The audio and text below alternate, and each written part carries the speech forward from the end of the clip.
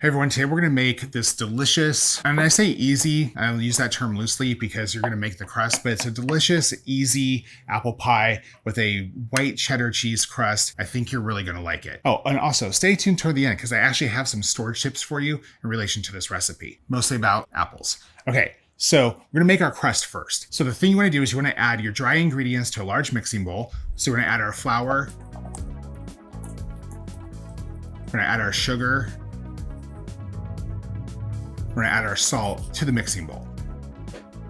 Then we're gonna take our butter and cut that into the dry ingredients. Now the thing about adding butter to your dry ingredients for making a pie is you want it to be cold. So what I like to do is cut that butter up first, put it in the freezer for a little bit, and then add it to the dry ingredients. You're gonna take a couple knives and we're just gonna cut that butter into the actual flour and sugar and salt mixture. Now, here's the thing. You can also use a pastry knife. You can also use a food processor to do this. The two knives is pretty easy. You just wanna cut it to the point where that mixture kind of looks like cornmeal. It should be really nice and coarse.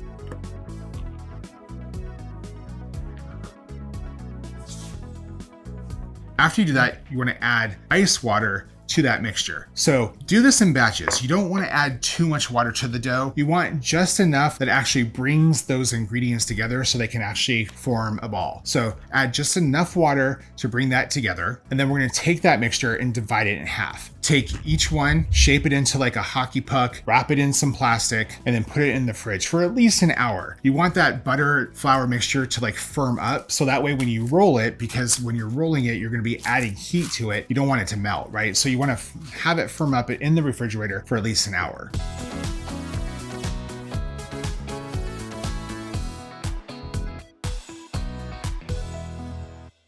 Once the dough has firmed up in the refrigerator for around an hour, now you're ready to make your pie. So here's the thing. When you're rolling out that pie crust, you want to be really careful. So you're going to roll out the pie crust.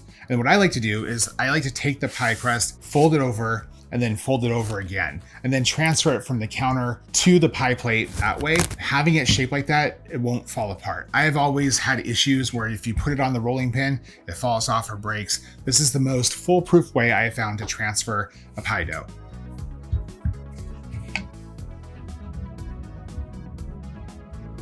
So take that pie crust, shape it into the pie plate. I'm using a 9-inch deep dish plate, by the way.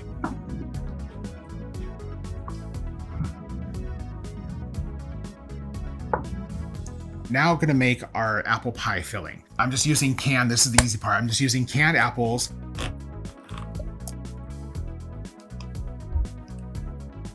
We're just gonna add a little bit more cinnamon to that mixture. And then we're gonna add it to the pie plate. And then we're gonna roll out our second pie crust and put that on top. Now, here's the thing. You're probably gonna watch this next part and be like, those aren't Jerry's hands. That's because I didn't do this part.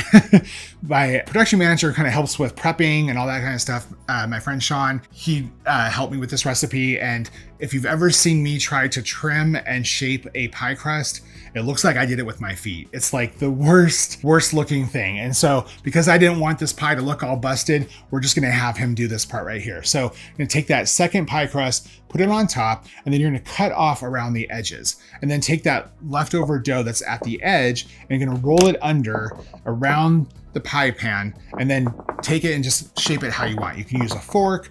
Sean's just kind of doing a pinch method. And then I'm gonna take that pie, I like to put it back in the fridge for about a half hour before I bake it. Just helps that pie crust again get nice and firm, and that way it will keep its shape in the oven. Okay, so take the pie out of the refrigerator. You wanna cut a hole in the center so that way heat can get through and the crust doesn't burst. We're gonna take the pie plate, set it on top of a baking sheet. I recommend using crust guards if you have them. It's just a nice thing you can add around the edge of the pie when you're baking it. That keeps the pie baking at a nice even brownness for the top of the pie. So we're gonna bake this pie at 425 degrees until you kind of see it bubbling through that center part, and then take it out and you have delicious, tasty, warm apple pie. It's if you've had apple pie with a slice of cheddar cheese melted over the top, which I just totally recommend, this is gonna be that same sort of flavor profile.